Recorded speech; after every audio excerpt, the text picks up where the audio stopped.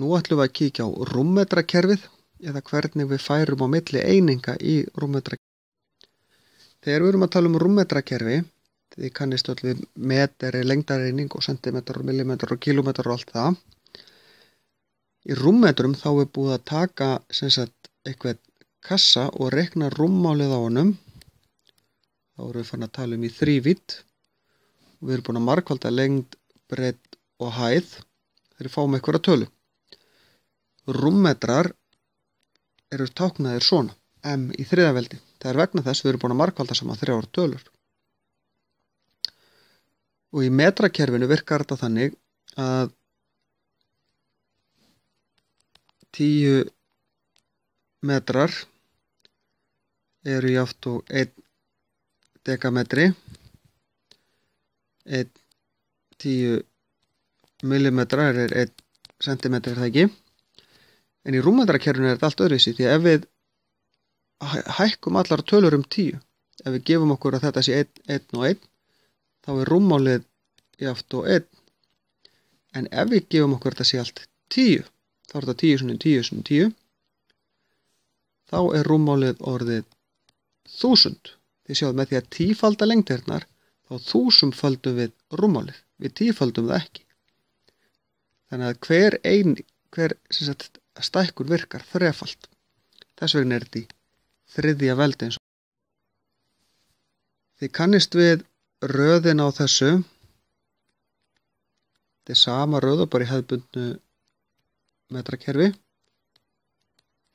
Og þið komist í raun ekki hjá því að læra þetta utan að. Alltaf í þriðja veldi. En af því að þetta er í þriðja veldi og af því að það eru, ef við tíföldum lengdirnar, þá 1000-faldast rúmmálið, þá þurfum við að taka hvern reit og skipta honum í þrennt.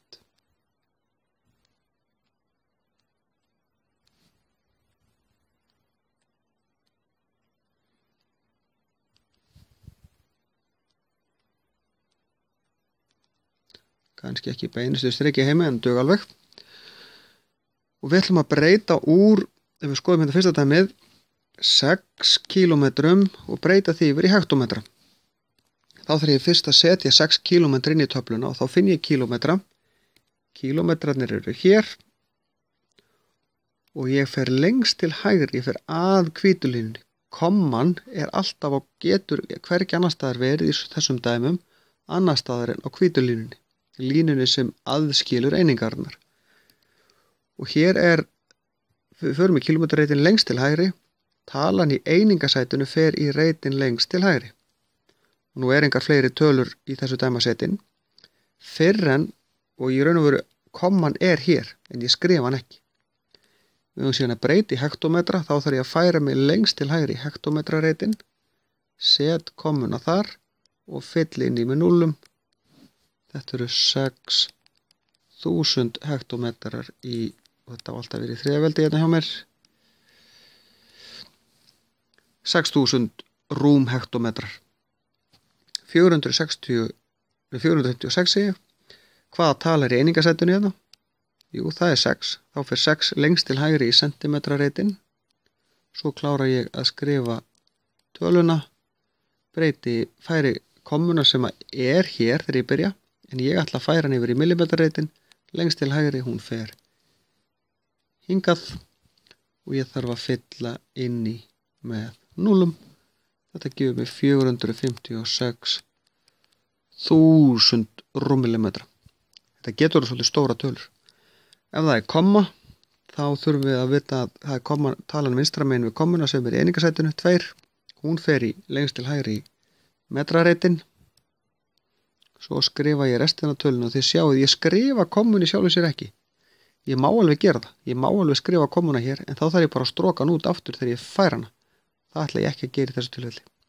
Við erum að breyta þessu fyrir rúm dekametra. Þá finnum við dekametrareitin, hann er hér.